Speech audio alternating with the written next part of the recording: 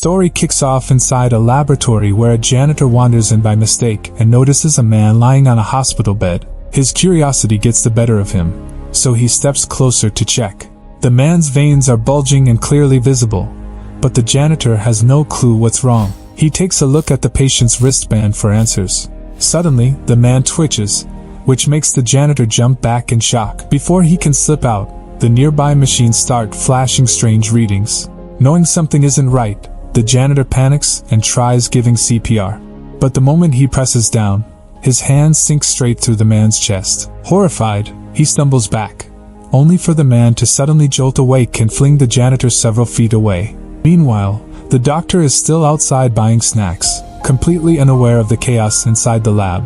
The infected janitor stumbles out, but the doctor doesn't even notice. What he doesn't realize is that his craving for a bag of chips will soon cost him his life. As the doctor collapses, the zombie virus spreads like wildfire. The next day, a group of scouts were preparing for an overnight camping trip.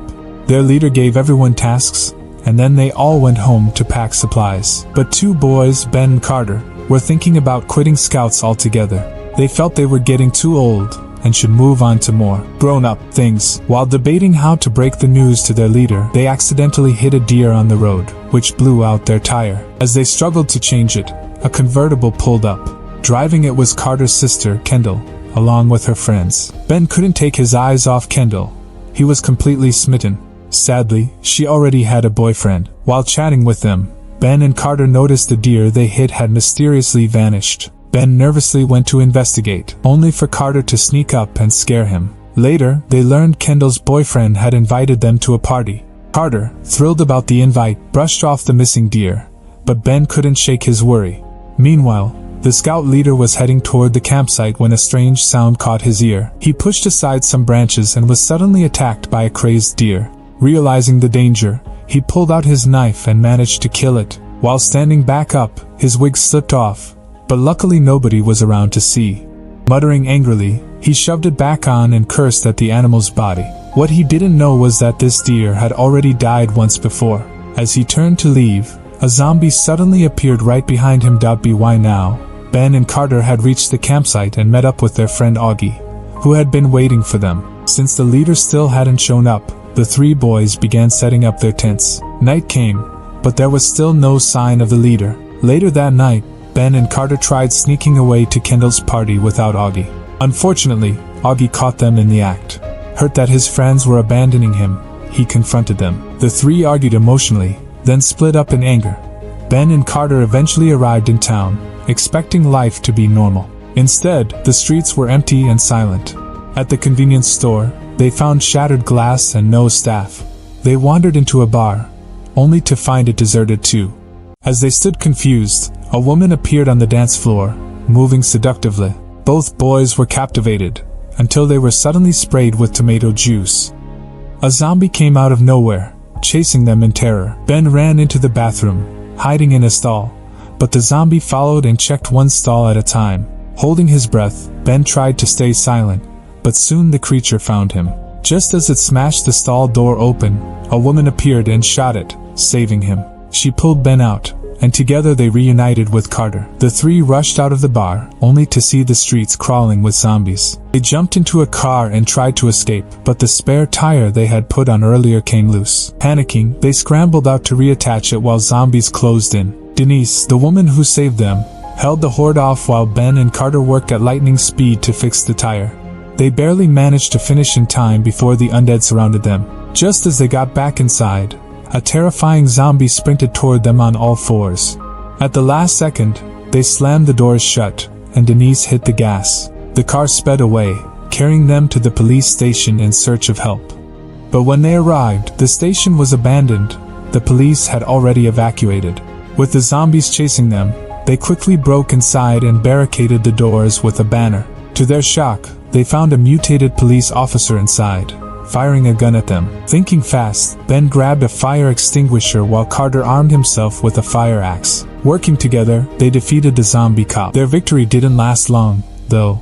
The horde outside broke in. Desperate, the trio locked themselves inside a jail cell. They were safe for now, but also trapped. Meanwhile, Augie went to the scout leader's house, but no one was home. With a stomachache, he slipped into the bathroom, not realizing the zombified leader was sneaking up behind him. Afterward, Augie finally saw the leader, but something was off. Before he could react, the leader lunged at him. A frantic chase ended in the basement, where Augie grabbed a can of insect spray and set the leader on fire. Not done yet, he tied the zombie leader to a chair, placed his wig back on his head as a final mockery, and walked away. Back at the police station, the three trapped scouts suddenly heard singing, which lured the zombies away. It was Augie, but he accidentally set off a car alarm that attracted the horde back. At the same time, the others spotted the cell keys hanging on the wall. Using balloons tied to a mop handle, they managed to snag the keys. But just as they were about to open the cell, Augie returned, bringing the zombies with him. Luckily, Augie was skilled at lockpicking. With quick hands, he unlocked the cell just before the zombies broke in, then used the mop to fight them off, and the group escaped through the back, locking the gate behind them. As they walked down the road, they met a lone zombie. Augie tried scaring it away, but instead, it copied human actions in a funny way. Amused, Ben and Carter started rapping, turning the scene into a bizarre performance. But their fun ended when a soldier shot the zombie.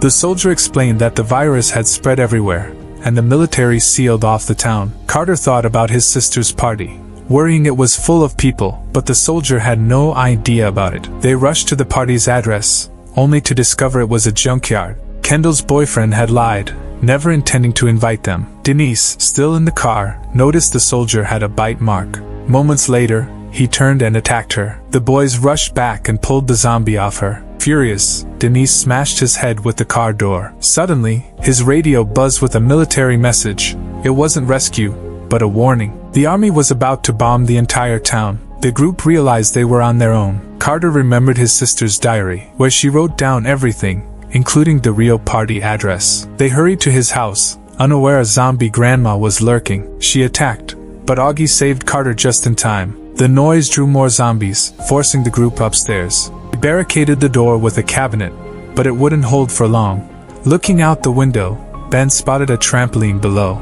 It was risky, but it could get them out. Carter went first and landed safely. Denise and Augie followed, and noticed the diary on the floor and ran back to grab it. At that moment, the zombies broke through. He reached the window, but now the trampoline was swarming with zombies. Nearly shoved out by the undead, he grabbed onto a zombie's belt to keep from falling. At the last moment, Denise distracted the horde, giving Ben enough time to jump and escape. They sped away in a car, the diary guiding them to the real party.